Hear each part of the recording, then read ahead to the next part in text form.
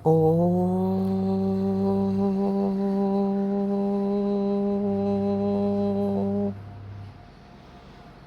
शांति। आज है 12 जून 2026 के बाप दादा के महावाक्य। बाप दादा कहते, मीठे सेंसिबल बच्चे। हाँ जी बाबा, सदा याद रखो कि हम अविनाशी आत्मा हैं। हम अब बाप के साथ पहले तब के फ्लोर में जाना है। हाँ, तो आज बाबा ने क्या कहा? मीठे सेंसिबल बच्चे तो हैं, सभी सेंसिबल बच्चे। तो बाबा ने कहा सदा याद रखो कि हम अविनाशी आत्मा है। हमें अब बाप के साथ पहले तबके यानी फ्लोर में जाना है। प्रश्न है, कौन सी मेहनत तुम हर एक बच्चे को अवश्य करनी है? उत्तर दिया है बाबा ने कि बाबा तुम्हें जो इतनी नॉलेज देते हैं उसे अपने दिल से लगाते रहो, अंदर ही अंदर उसका मनन कर हजम करो, जिससे शक्ति मिलेगी। यह मेहनत अवश्य ये हर एक को करनी चाहिए। जो ऐसी गुप्त मेहनत करते हैं वे सदा हर्षित रहते हैं। उन्हें नशा रहता है कि हमें पढ़ाने वाला कौन है। हम किसके सामने बैठे 63 जन्मों से जिन्हें पुकारते आ रहे थे। तो ये भगवान हमें पतित से पावन बनाओ, हमें आरतियों में, प्रेयर्स में, तो जिन्हें पुकारते आ रहे थे, हर एक धर्म की आत्मा ने जिन्हें पुकारा 63 जन्मों से, तो बाबा कहते हैं आप वो आपके सामने है। हम किसके सामने बैठे हैं? तो बाबा तुम्हें इतनी नॉलेज देते हैं, उसे अपने दिल से ही लगाते रहो, अंदर ही अंदर उसको मनन करो, हजम करो। सिर्फ मुरली पढ़कर सिर्फ छोड़ नहीं देनी है, उसको मनन करना, अपने जीवन में उतारना है, अपने संस्कारों में लाना है, मनन करना है, हजम करना है। तो जिससे शक्ति मिलेगी तब वो अपना बनेगा। जब श्रीमत पर चलेंगे, धारणा होगी, तब तो वो अपनी बनेगी। तो यह मेहनत, तब वो शक्ति मिलेगी। तो यह मेहनत अवश्य हर एक को करनी चाहिए। जो ऐसी गुप्त मेहनत करते हैं वे सदा हर्षित रहते हैं। उन्हें नशा रहता है कि हमें पढ़ाने वाला कौन है। स्वयं परम पिता परमात्मा भगवान। तो हम किसके सामने बैठे हैं? ओम शांति। ओम शांति बाबा यह किसने कहा? 2 बार कहते हैं ओम शांति, ओम शांति। एक शिव बाबा ने कहा, एक ब्रह्मा बाबा ने। तो यह बाप दादा इकट्ठे हैं, तो दोनों को बोलना पड़े ओम शांति, ओम शांति, है ना। तो बाप को भी और दादा को भी, यानी ब्रह्मा बाबा को भी और शिव बाबा को भी 2 बार बाबा कहते हैं ओम शांति बोलना पड़े। तो हम पहले किसने कहा, बाद में किसने कहा? पहले शिव बाबा ने कहा ओम शांति, मैं शांति का सागर हूँ। पीछे किसने कहा? दादा की आत्मा ने कहा। बच्चों को याद दिलाते हैं ओम शांति, मैं तो सदैव देही अभिमानी हूँ, कभी देह अभिमान में नहीं आता हूँ। एक ही बाप है जो सदैव देही अभिमानी रहते हैं। परमात्मा पिता तो कभी देह अभिमान में नहीं आते, देहभान में नहीं आते। हाँ, तो सदा ही क्या रहते? देही अभिमानी, यानी आत्मिक समृद्ध, अपने आत्मिक अवस्था में रहते हैं। तो ब्रह्मा विष्णु शंकर ऐसे नहीं कहेंगे,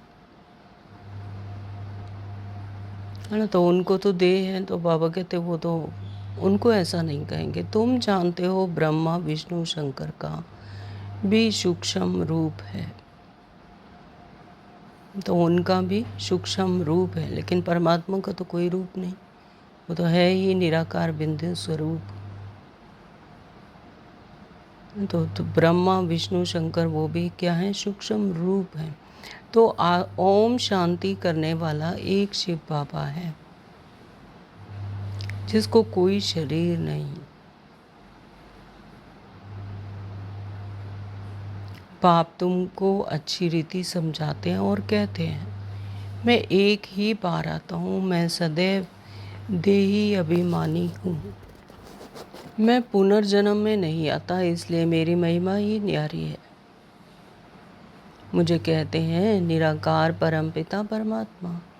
भक्ति मार्ग में भी शिव के लिए कहेंगे निराकार परमपिता परमात्मा है। निराकार की पूजा होती है तो वह कभी देह में नहीं आते हैं, अर्थात देह अभिमानी नहीं बनते। एक होता है देह अभिमानी, एक होता है देही। देही यानी आत्मा और देह यानी बॉडी कॉन्शियसनेस, है ना। तो अच्छा, फिर उसके नीचे आओ सूक्ष्म वतन में, जहाँ ब्रह्मा विष्णु शंकर रहते हैं। तो शिव का नाम रूप को तो देखने में नहीं आता है। चित्र बनते हैं लेकिन वह है निराकार, वह कभी साकार बनते ही नहीं। पूजा भी निराकार की ही होती है। बच्चों की बुद्धि में सारा ज्ञान रहता है, भक्ति तो की है। चित्र बच्चों ने देखा है, तुम जानते हो सतयुग त्रेता में ना चित्रों की भक्ति होती है ना विचित्र की। हाँ, तो सतयुग और त्रेता में तो भक्ति होती ही नहीं, ना तो चित्रों की ना ही विचित्र की, यानी परमात्मा के भी नहीं होती। इष्ट देवी देवता भी वहाँ पर नहीं है, वो तो स्वयं ही पूज्य है। तो सतयुग और त्रेता में ना भक्ति नहीं होती, ना चित्रों की ना विचित्र की। तो बुद्धि में आता है परमपिता परमात्मा विचित्र है, उसका कोई चित्र नहीं, विचित्र है। उनका न सूक्ष्म न स्थूल चित्र है। उनकी महिमा गाई जाती है, दुखहर्ता सुखकर्ता पतित पावन। तो उनकी महिमा कैसे की जाती है? दुखों को हर लेते हैं, सुख करता है और पतित पावन है, पतितों को पावन बनाते हैं। तो तुम और किसी के चित्र को पतित पावन नहीं कहेंगे। तो ये अथॉरिटी भी किसके पास है? परमपिता परमात्मा के पास। वही फिर पतित से पावन बनाते हैं, यानी अपने सत्य स्वरूप में लाते हैं, सत्य स्वरूप की जागृति दिलाते हैं, जो ये झूठी माया झूठी काया इस सब से छुड़ाते हैं, पतित पने से। तो कोई भी मनुष्य नहीं जिनकी बुद्धि में यह बात हो। ब्रह्मा विष्णु शंकर हैं सूक्ष्म वतन वासी। पहला तबका फिर दूसरा तबका, ऊंच ते ऊंच मूल वतन, उस तबके में रहने वाला है परम पिता परमात्मा। तो ये स्थूल दुनिया है, फिर सूक्ष्म वतन है, फिर मूल वतन है। तो ये तबके बाबा फ्लोर कह रहे हैं आज। तो उस तबके में रहने वाला है परम पिता परमात्मा, जो ऊंच ते ऊंच मूल वतन है, परम धाम है, उसमें परम पिता परमात्मा रहते हैं, उसका रहवासी है। सेकंड नंबर तबके में सूक्ष्म शरीर वाले हैं। थर्ड तबके में स्थूल शरीरधारी हैं। इसमें मूंझना नहीं है, ये बातें सिवाय परमपिता परमात्मा के कोई समझा नहीं सकता है। ऊपर में सृष्टि है आत्माओं की, उसको कहा जाता है निराकारी दुनिया। हम सब आत्माओं की दुनिया, इनकॉर्पोरियल वर्ल्ड। फिर हम आत्माएं कॉर्पोरियल वर्ल्ड में आती हैं, वहाँ है आत्माएं, यहाँ है जीव आत्माएं। तो पहले होता है सूक्ष्म वतन, तो वहाँ तो आत्माएं रहती हैं। एक है मूल वतन, जहाँ पर आत्माएं बिंदु स्वरूप में है, स्टिलनेस में रहती हैं, साइलेंस में रहती हैं। और फिर है कॉर्पोरियल वर्ल्ड, यानी यहाँ पर जब अपना 5 तत्वों का शरीरधारी लेकर जीव आत्माएं होती हैं, जिसे कहा जाता है जीव आत्माएं। तो यह बुद्धि में रहना चाहिए बरोबर हम निराकारी बाबा के बच्चे हैं। हम भी पहले निराकार बाप के पास रहते थे।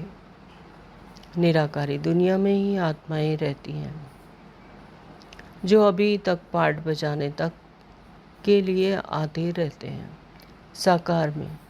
तो जिन्हों का ड्रामानुसार जिनका पार्ट अभी का है, तो वो स्टिलनेस में ही रहती हैं तब तक, और जब उनका पाठ होता है सृष्टि चक्र पर, तब वो शरीर लेकर, 5 तत्वों का शरीर लेकर शरीरधारी बनकर फिर इस सृष्टि चक्र पर पाठ बजाने के लिए आती हैं साकार में। तो वह हो गया निराकार बाप का वतन। हम आत्मा हैं, यह नशा होना चाहिए। अविनाशी चीज़ का नशा रहना चाहिए। विनाशी चीज़ का थोड़ा ही होना चाहिए। विनाशी जो पाने ही विनाश को पाने वाली है, तो बाबा कहते हैं उसके लिए तो कोई खुशी नहीं है, पता है कि ख़त्म हो जानी है ना। तो अविनाशी चीज़ जिसका कि कभी विनाश ही नहीं हो सकता, तो उसके लिए खुशी रहनी चाहिए। देह के नशे वाले को देह अभिमानी कहा जाता है। तो जिनको बॉडी कॉन्शियसनेस में, जो रोल कॉन्शियसनेस में, उसके नशे में रहते, देह के नशे में रहते हैं, तो उन्हें कहा जाता है देह अभिमानी। देह अभिमानी अच्छे व आत्म अभिमानी अच्छे। देह तो विनाश को पाने वाले विनाशी है ना। लेकिन आत्मा जो अविनाशी है, तो आत्म अभिमानी अच्छे। सेंसिबल कौन? देह अभिमानी, देही अभिमानी। आत्म अभिमानी सेंसिबल है, तो आत्म अभिमानी। आत्मा ही अविनाशी है, देह तो विनाशी है। आत्मा कहती है हम देह 84 देह लेते हैं। हम आत्मा परम धाम में बाप के साथ रहने वाली है। वहाँ से आते हैं यहाँ पाठ बजाने। आत्मा कहती है ओ बाबा, साकारी सृष्टि में है साकारी बाबा, और निराकारी सृष्टि में निराकार बाबा। तो यह तो बिल्कुल सहज बात है। अब ब्रह्मा को कहते हैं प्रजापिता ब्रह्मा। सो तो यहाँ ठहरा ना। वहाँ हम आत्माएं सब एक बाप के बच्चे, ब्रदर्स हैं। बाप शिव के साथ रहने वाले हैं। परमात्मा का नाम है शिव, आत्मा का नाम है शालिग्राम। आत्मा का ही रचयिता चाहिए ना। दिल में हमेशा बातें करते रहो। जो ज्ञान मिला है वह अपने दिल से लगाने के लिए मेहनत करनी है ना। तो उसकी धारणा करनी है, दिल में बिठाना है, अपना बनाना। श्रीमत को जब अपना बनाएंगे, अपना प्रैक्टिकली यूज़ करेंगे, तब वो अपना बनती है। तो दिल में हमेशा बातें करते रहो। जो ज्ञान मिला है वह दिल से लगाने के लिए मेहनत करनी है। आत्मा ही विचार करती है। पहले पहले तो यह निश्चय करो कि हम आत्मा बाप के साथ रहने वाले हैं। हम उनके बच्चे हैं तो ज़रूर वर्षा भी मिलना चाहिए। यह भी तुम जानते हो कि यह जो आत्माओं का झाड़ है, उनके पहले ज़रूर बीज होता है। जैसे सिजरा बनाते हैं बड़ा बाप, फिर उनसे 2-4 बच्चे निकले, फिर उनसे और निकलते, 1-2 वृद्धि को पाते पाते झाड़ बड़ा हो जाता है। बड़ा बाप, फिर उनसे 2-4 बच्चे निकले, फिर उनसे और निकलते, 1-2 वृद्धि को पाते पाते झाड़ बड़ा हो जाता है। तो जैसे यहाँ पर एंसेस्टर्स का पूरा सिचरा होता है, तो इसी तरह से ये सृष्टि चक्र का जो झाड़ है, आत्माओं का झाड़ है, तो वो भी ऐसा ही है। तो झाड़ बड़ा होता जाता है, बिरादरी का नक्शा होता है, फलाने से फलाना निकला। तो तुम बच्चे जानते हो मूल वतन में सभी आत्माएं रहती हैं। उनका भी चित्र है, ऊंचे ते ऊंचा है बाप, तुम बच्चों की बुद्धि में है। बाबा इस शरीर में आया हुआ है। रूहानी बाप इनमें आकर रूहों को पढ़ाते हैं। सूक्ष्म वतन में तो नहीं पढ़ाएंगे। सतयुग में तो यह नॉलेज किसी को भी रहती नहीं। तो सूक्ष्म वतन में तो आत्माएं रहती हैं अपने प्रकाश के शरीर में। वो भी जैसे कि ब्रह्मा बाबा हैं, तो वो तो अपना पार्ट प्ले कर रहे हैं। सूक्ष्म वतन से आत्माओं को जागृति दिला रहे हैं। नए सतयुग दुनिया की स्थापना करवा रहे हैं। बाप ही संगम युग पर आकर यह नॉलेज देते हैं। तो इस मनुष्य सृष्टि रूपी झाड़ की नॉलेज कोई को है नहीं। कल्प की आयु भी बहुत बड़ी लिख दी है। तो शास्त्रों में तो कल्प की आयु हजारों वर्ष लिखती है, लेकिन बाबा कहते हैं कल्प की आयु कितनी है? 5000 वर्ष की है। एक कल्प की आयु 5000 वर्ष है। तो अभी बाप तुमको समझाते हैं, बच्चे अभी तुमको फिर घर चलना है। वह है आत्माओं का घर। बाप और बच्चे रहते हैं, सब ब्रदर्स हैं। ब्रदर्स और सिस्टर तब कहा जाता है जब यहाँ शरीर धारण करते हैं। हाँ, तो जब यहाँ पर शरीर धारण करते हैं, स्त्री शरीर, पुरुष शरीर, है ना, तो यहाँ पर धारण करते तब ब्रदर्स सिस्टर्स हैं। लेकिन आत्माओं को तो ब्रदर्सहुड ही कहा जाता, ब्रदर्स कहा जाता है। तो आत्माएं तो सभी उसमें स्त्री भान और पुरुष भान तो यहाँ 5 तत्वों की दुनिया में जब आते हैं तब होता है ना। तो आत्माओं में तो ऐसा कोई लिंग नहीं है। तो आत्माएं तो क्या है? सब भाई भाई हैं। तो हम आत्माएं सब भाई भाई हैं। भाई का जरूर बाप भी होगा ना। वह है परमपिता परमात्मा। सभी आत्माएं शरीर में रहते हुए उनको याद करती हैं। सतयुग त्रेता में कोई याद नहीं करते हैं। पतित दुनिया में सभी उनको याद करते हैं, क्योंकि सब रावण की जेल में है। तो पतित दुनिया में जब अपने आप को भूल जाते हैं, अपने मूल गुणों को भूल जाते हैं, तब तो दुख अशांति तभी आती है जब देह भान में आ गए, है ना। तो देह की दुनिया में अपने आप को देह समझ लिया, तब दुख, विकार, अशांति शुरू होती है। तब फिर परमात्मा को याद करते हैं। पतित दुनिया में सभी उनको याद करते हैं, यानी परमात्मा को, क्योंकि सब रावण की जेल में है। सीता पुकारती थी, हे राम। बाप समझाते हैं राम कोई त्रेता वाला याद नहीं आता है। तो यहाँ पर राम कोई त्रेता जो दशरथ का पुत्र राम है उसको याद करने की बात नहीं है। ये है परमात्मा राम को याद करने की बात। तो राम परम पिता परमात्मा को की समझ से याद करते रहते हैं।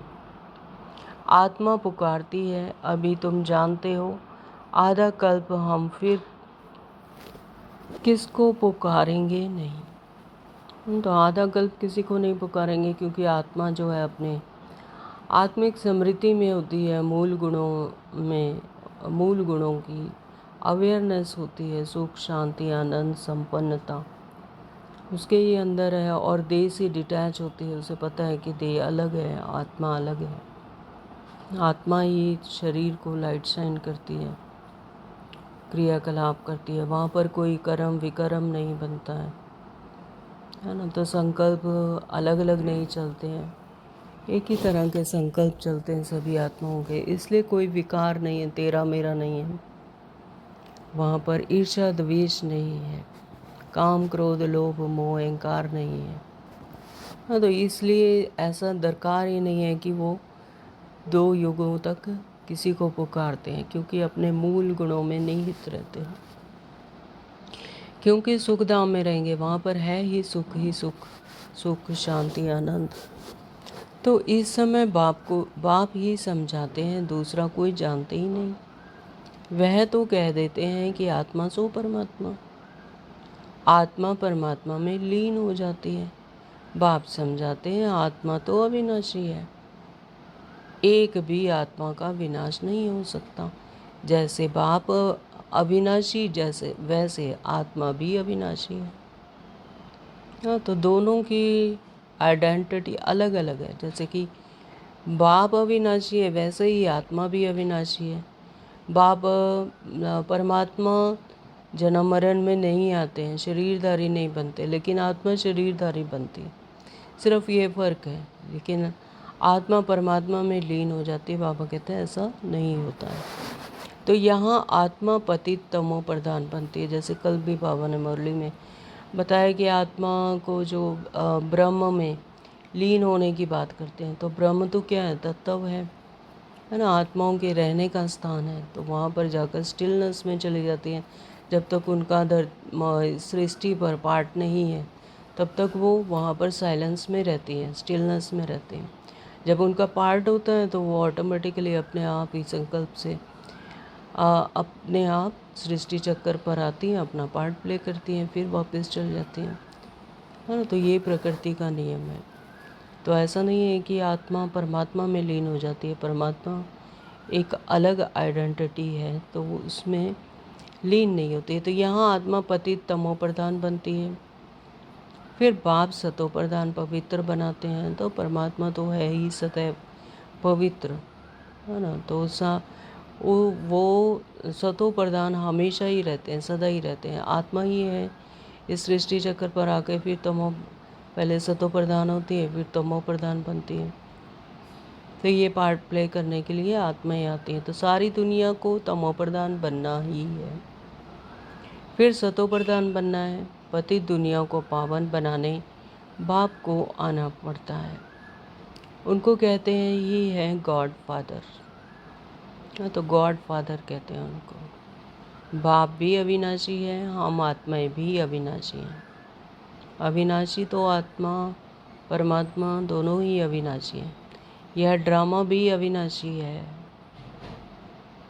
तो आत्मा और परमात्मा तो अविनाशी हैं, लेकिन ड्रामा भी अविनाशी है। ड्रामा भी हूबहू ऐसे ही रिपीट होता है ना। तो ये भी अविनाशी है। तुम बच्चे जानते हो यह वर्ल्ड की हिस्ट्री ज्योग्राफी कैसे रिपीट होती है? तो बाबा हमें रोज़ बताते हैं मुरली के द्वारा, है ना। तो ये वर्ल्ड की हिस्ट्री ज्योग्राफी बाबा कहते कैसे रिपीट होती है, यह अब तुम बच्चे जानते। तो इन चारों युगों में हमारा पार्ट चलता है।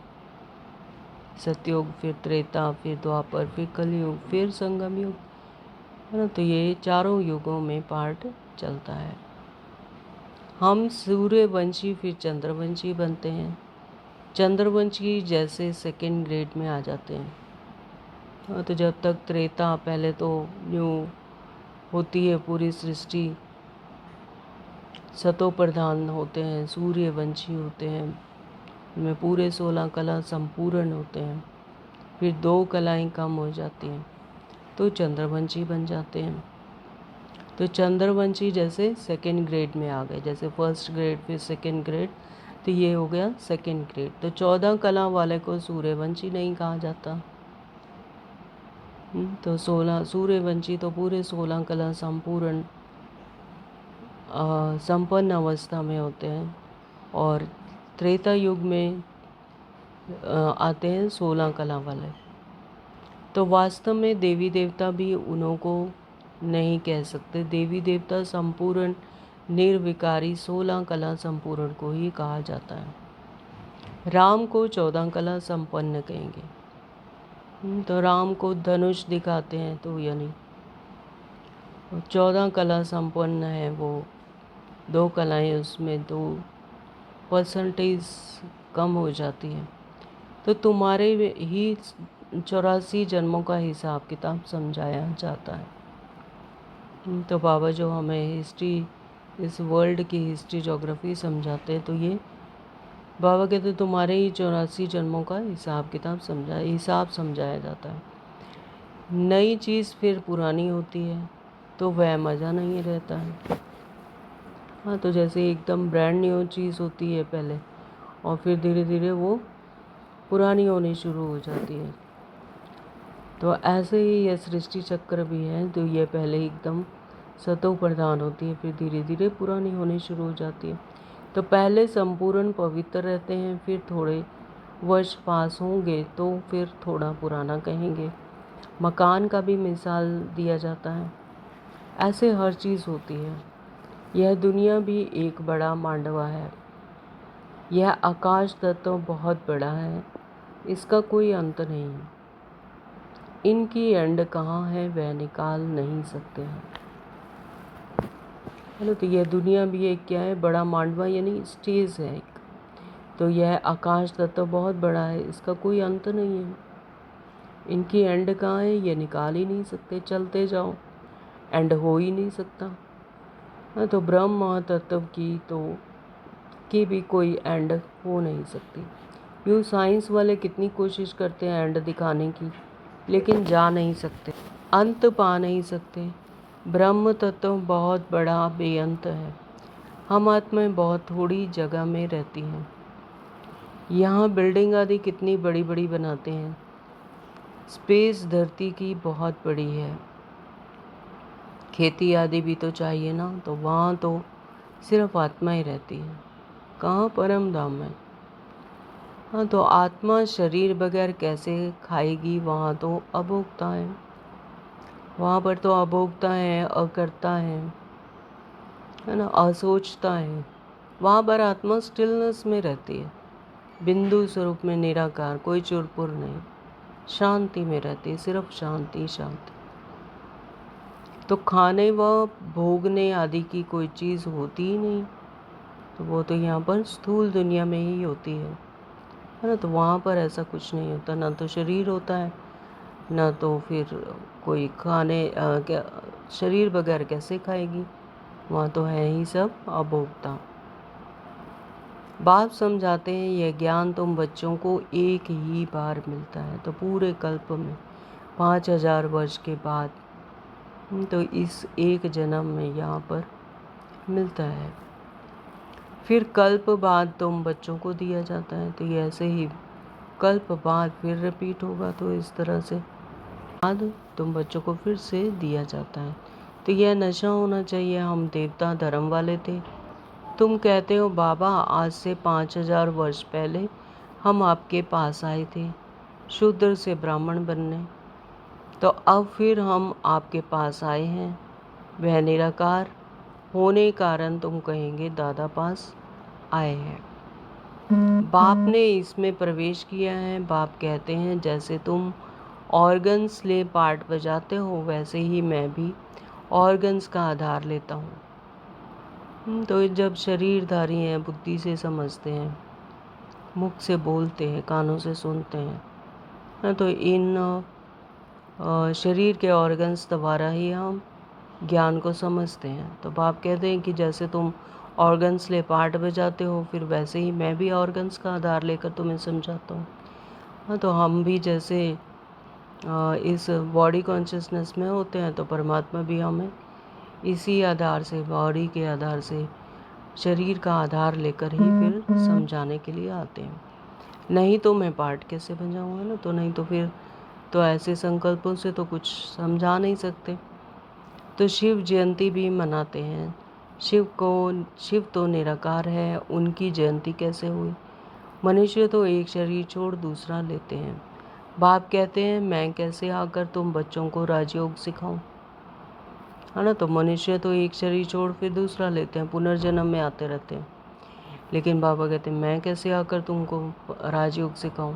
तो इसलिए मुझे ब्रह्मा बाबा के शरीर में अवतरित होना पड़ता है, उनके शरीर का आधार लेना पड़ता है, उनके शरीर के ऑर्गन्स का यूज़ करना पड़ता है। तो फिर मैं आकर तुम्हें राजयोग सिखाता हूँ। तो मनुष्य से देवता बनाने के लिए राजयोग बाप ही आकर सिखाते हैं। तो यहाँ पर मनुष्य से देवता बनाते हैं, यानी जो मन की मत पर चलते हैं, उनको अपने आत्मिक समृद्धि में लाते हैं, अपने मूल गुणों में टिकाते हैं। तो बाबा मनुष्य से देवता बनाने के लिए राजयोग बाप ही आकर सिखाते। तो ये परमात्मा पिता का ही काम है ना। तो उनका भी पार्ट है ड्रामानुसार। तो वो संगम युग पर आकर हम आत्माओं को राजयोग सिखाते हैं, अपने मूल गुणों की पहचान देते हैं। हाँ, कि शांति, सुख, आनंद, तो ये तो तुम्हारे ही मूल गुण हैं। तो वो आकर जागृति दिलाते हैं, यानी अपने सोल कॉन्शियसनेस में की जागृति, अवेयरनेस देते हैं। तो मुझे ही पतित पावन ज्ञान का सागर कहते हैं। मुझे झाड़ के आदि मध्य अंत का मालूम है। हाँ, तो बाबा कहते हैं कि मैं तो साक्षी दृष्टा हूँ, मैं तो सारी सृष्टि को देखता हूँ, है ना। तो तुम जो है वो जन्म पुनर्जन्म लेते लेते तमो प्रधानता में चले जाते हो, अपने आप को भूल जाते हो। लेकिन ये अवेयरनेस मुझे ही रहती है ना। तो मैं ही ज्ञान का सागर हूँ, तो मैं फिर आकर तुमको आदि मध्य अंत का ज्ञान देता हूँ। तुम बच्चे समझते हो बाबा इसमें प्रवेश कर हमको सब नॉलेज समझाते हैं। ब्रह्मा विष्णु शंकर के पाठ को भी समझना चाहिए। बाप को तो समझा है कि वह पतित पावन है। हर एक की महिमा अलग अलग, ड्यूटी अलग अलग होती है। प्रेसिडेंट, प्राइम मिनिस्टर आदि बनते हैं। तो आत्मा कहती है यह मेरा शरीर है, मैं प्राइम मिनिस्टर हूँ। तो आत्मा कहती है कि यह मेरा शरीर है, मैं प्राइम मिनिस्टर हूँ। तो ये क्या है, अलग अलग ड्यूटी है स्थूल दुनिया में। कोई प्रेसिडेंट है, कोई प्राइम मिनिस्टर है, तो फिर ये बनते हैं शरीर के द्वारा, ऐसा कार्य करते हैं। तो आत्मा शरीर के साथ ना हो तो फिर बोल ना सके। अगर शरीर ही ना हो तो फिर कैसे बोलेगी आत्मा कि मैं मिनिस्टर हूँ, मैं प्राइम मिनिस्टर हूँ, प्रेसिडेंट हूँ। तो शिव बाबा भी है निराकार, उनको भी बोलने के लिए कर्मेंद्रियों को आधार लेना पड़ता है। तो हम जब तक देह भान में हैं तो देह भान की बातें समझ आएंगी। तो इसलिए बाबा को भी शरीर का आधार लेकर हमें देह से ही, देह का आधार लेकर कर्मेंद्रियों का आधार लेना पड़ता है, तब आकर हमें समझाते हैं। तो इसलिए दिखाते हैं मुख से गंगा निकली। तो भक्ति मार्ग में ऐसा दिखाते हैं कि मुख से गंगा निकली। तो मुख से कौन सी गंगा निकली? ज्ञान गंगा निकली, शिव परमात्मा के परमात्म महावाक्य निकले। तो वो है मुख किससे गंगा निकली। तो अब शिव तो है बिंदी, उनको मुख कहाँ से आया? शिव तो निराकार है, बिंदु स्वरूप है, तो फिर उनके मुख से कहाँ से आया? तो वो ब्रह्मा बाबा के शरीर का आधार अवतरित होकर फिर मुख से, उनके मुख से ज्ञान सुनाया। तो वो है मुख से गंगा निकली। तो इसमें आकर बैठते हैं, किसमें? ब्रह्मा बाबा में। उससे ज्ञान गंगा बहाते हैं। बाप को ही सब याद करते हैं, हे पतित पावन आओ, हमको इस दुख से छुड़ाओ। वही बड़े ते बड़ा सर्जन है। कौन? परमपिता परमात्मा। उसमें ही पतितों को पावन बनाने का ज्ञान है। सर्व पतितों को पावन बनाने वाला एक सर्जन है। अब 1 मिनट के साइलेंस में परमात्मा पिता को याद करेंगे।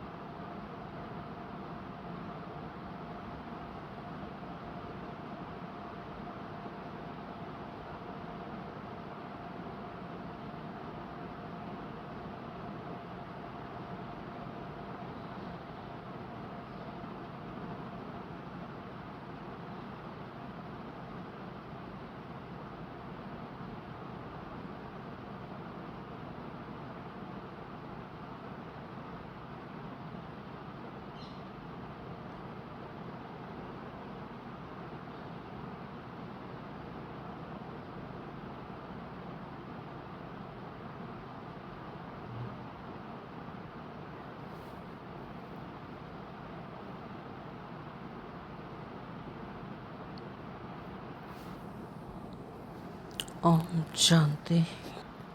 को पावन बनाने वाला एक सर्जन है। सर्वपतितों को पावन बनाने वाला एक सर्जन है।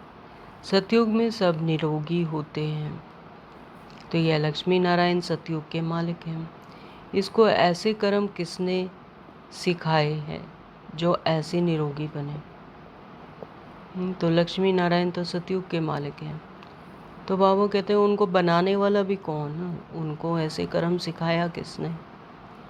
ऐसे कैसे निरोगी बने वो? परमपिता परमात्मा ने इस संगम युग पर ही उनको ऐसे कर्म सिखाए, ऐसे श्रीमत दी। तो जिन पर चलकर उन्होंने ऐसी प्रारब्ध बनाई। तो बाप ही आकर श्रेष्ठ कर्म सिखलाते हैं। तो बाप ही आकर हमें श्रेष्ठ कर्म सिखलाते हैं। अंडरलाइन। यहाँ तो कर्म ही कूटते रहते हैं। कल किसी भ्राता की एक क्लास सुन रही थी मैं, तो उसमें उन्होंने कहा कि जो हम यहाँ पर श्रेष्ठ कर्म करते हैं, श्रेष्ठ कर्म सीखते हैं, अपने संकल्पों को, है ना, डायरेक्शन देते हैं, तो जैसा जैसा हम संकल्प करते हैं तो फिर हम वैसा ही बनते जाते हैं। अगर इसमें ये क्वेश्चन आए कि जी ड्रामा तो ऐसा बना हुआ है तो वैसे ही हम करते जा रहे हैं वैसे ही, तो फिर ड्रामा तो जैसा है वैसा ही चलता रहेगा। अब ड्रामा बनाने वाले भी कौन है? हम ही हैं। तो जैसा ड्रामा में हम इस समय पर संगम युग पर, है ना, तो यहाँ पर जैसा हम कर्म करते हैं, जैसा हम संकल्प रचते हैं, तो वैसे ही फिर वो ड्रामा में नूंद हो जाता है ना। तो वहाँ दादी गुलजार भी कई बार ऐसे कहती थी कि मैं तो ड्रामा नूंदने जा रही हूँ, है ना। तो मैं ड्रामा नूंद रही हूँ, यानी संकल्पों की रचना कर कर फिर ड्रामा में वैसा ही नूंदा जाता है। तो यहाँ पर बाबा हमें श्रेष्ठ कर्म सिखलाते हैं। हम ये नहीं कह सकते कि ड्रामा में ऐसा पार्ट है, अगर हम क्रोध कर रहे हैं तो कि ड्रामा में रोल है तो हम ड्रामा में क्रोध कर रहे हैं, नहीं, है ना। तो श्रेष्ठ कर्म हमें यहीं पर संगम युग पर सीखने हैं, दैवीय गुण धारण करने हैं। तो श्रेष्ठ कर्म सिखलाते हैं, तो यहाँ पर कर्म ही कूटते रहते हैं। सतयुग में तो ऐसे नहीं कहेंगे कि हम कर्म ऐसे हैं, वहाँ कोई दुख रोग होता नहीं, वहाँ तो प्रारब्ध है, तो वहाँ पे ना तो कोई दुख होता है, ना रोग होता है, ना कोई तकलीफ होती है, ना अज्ञानता है। यहाँ तो एक दो को दुख देते ही रहते हैं। सतयुग त्रेता में दुख की कोई बात होती नहीं। जो कहा जाए कि यह कर्मों का भोग है ना, तो वहाँ पर सतयुग त्रेता में तो कोई दुख की बात ही नहीं, तेरा मेरा नहीं है, ईर्ष्या द्वेष नहीं है ना। संकल्प एक तरह के इतने पवित्र हैं कि वहाँ पर कोई क्वेश्चन नहीं आता, कोई भी क्यों क्या कैसे में नहीं जाती है, व्यर्थ नहीं चलता। और वहाँ पर एक ही तरह के संकल्प हैं, सभी प्रेम से रहते हैं, वहाँ पर सुख से रहते हैं, आनंद से रहते हैं। वहाँ दुख की कोई बात होती ही नहीं। तेरा मेरा ही नहीं है तो दुख की कहाँ से बात होगी, ना विकार है, ना ही कोई हिसाब किताब बनते हैं। तो बाबा कहते हैं कि वहाँ दुख की कोई बात नहीं। जो कहा जाए कि यह कर्मों का भोग है, वहाँ तो कर्मों का हिसाब किताब ही नहीं बनता, ना तो भोग है। तो कर्म अकर्म विकर्म का अर्थ कोई समझ ही नहीं सकते हैं। तो कर्म अकर्म और विकर्म का अर्थ बाबा जब तक ना समझाए, जब तक ज्ञान में ना चले, जब तक मनन मंथन ना करे, तो फिर कोई इसका अर्थ समझ ही नहीं सकते हैं। तुम जानते हो हर एक चीज़ पहले सतो प्रधान, फिर रजो, फिर सतो रजो, फिर तमो बनती है।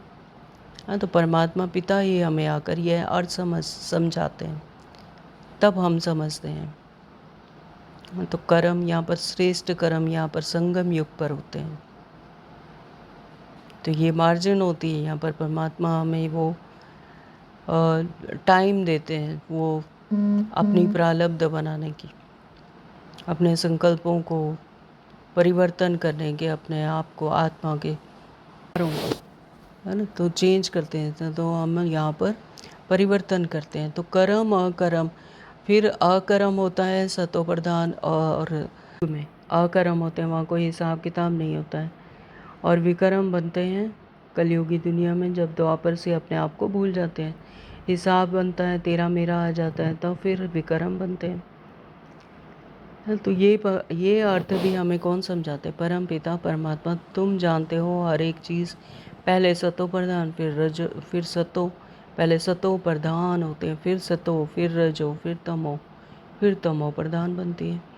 तो सतयुग में 5 तत्व भी सतो प्रधान रहते हैं। हमारे शरीर भी सतो प्रधान प्रकृति के होते हैं। फिर आत्मा की 2 कला कम होने से शरीर भी ऐसे बनते हैं। सृष्टि की भी 2 कला कम हो जाती है। तो यह सब बाप ही बैठ समझाते हैं, दूसरा कोई समझा ना सके।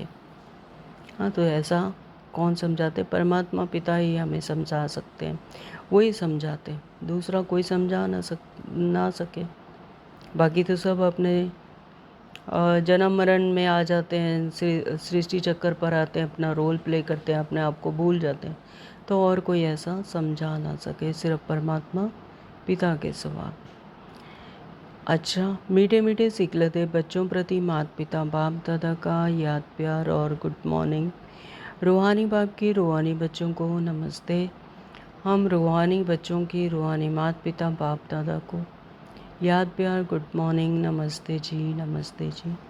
शुक्रिया मेरे मीठे बाबा, आपका बहुत बहुत दिल से शुक्रिया। धारणा के लिए मुख्य सार में नंबर 1 बाबा ने कहा, अभी से ही बाप की श्रीमत पर ऐसे श्रेष्ठ कर्म करने हैं जो फिर कभी कर्म कूटने ना पड़े।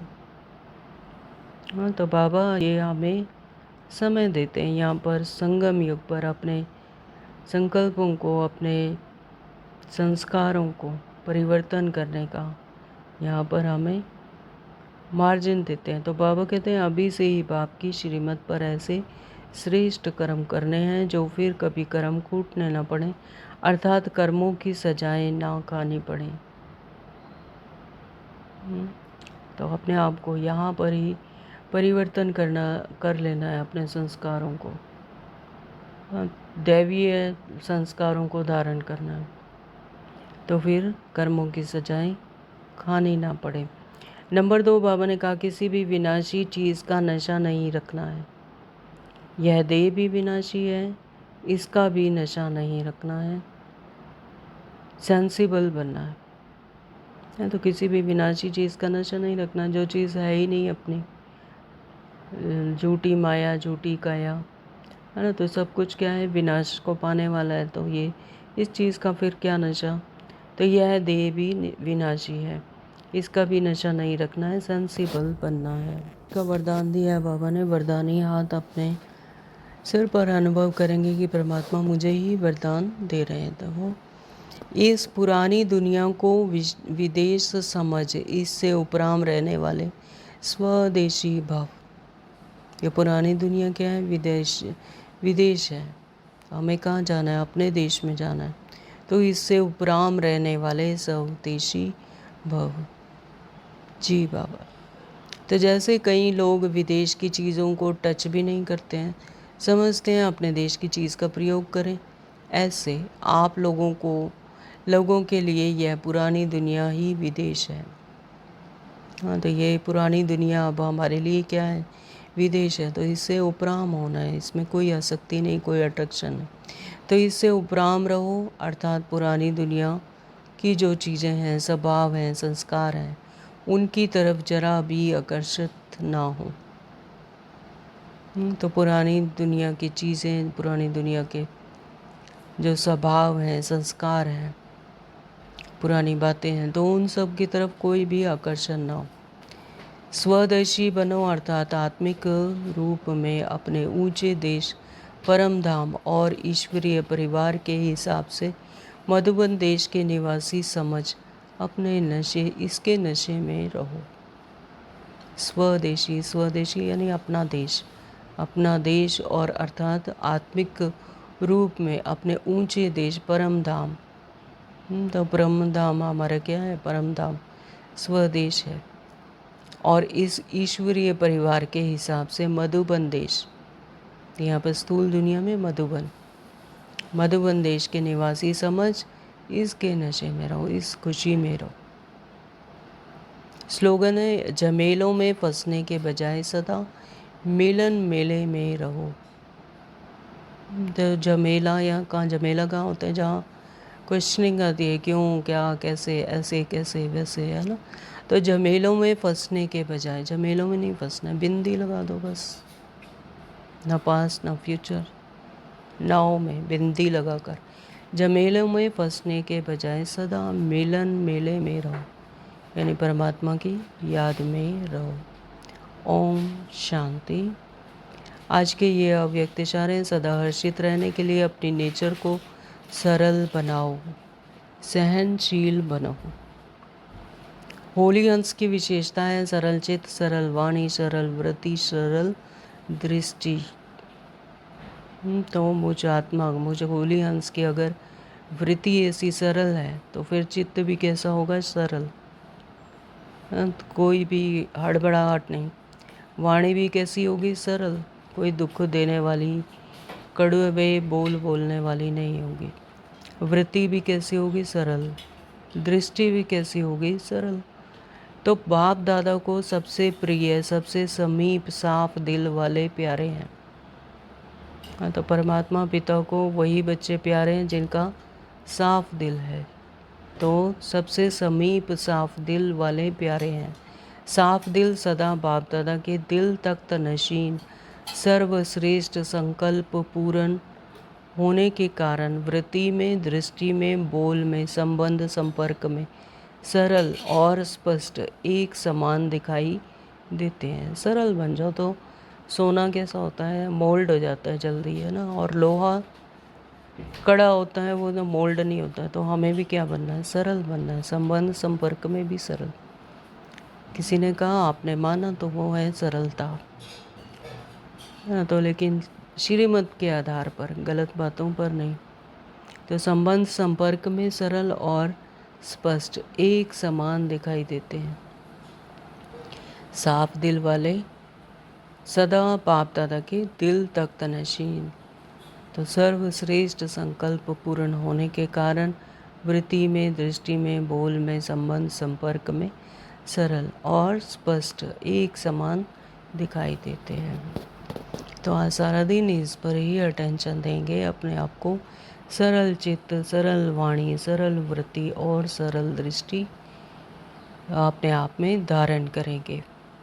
फिर वही बच्चे बाप दादा को भी अच्छे लगते हैं, प्रिय लगते हैं, समीप लगते हैं, दिल तख्त नशीन होते हैं। हाँ, तो बाप दादा के दिल में बसे हुए होते हैं। तो ऐसे अपने आप को सरल बनाना है। तो आज इस पर अटेंशन देंगे। आज का सम्मान है, मैं होलियान सरलता का मोती चुगने वाली आत्मा हूँ। मैं होलियान सरलता का मोती चुगने वाली आत्मा हूँ। ओम शांति। Thank you Baba.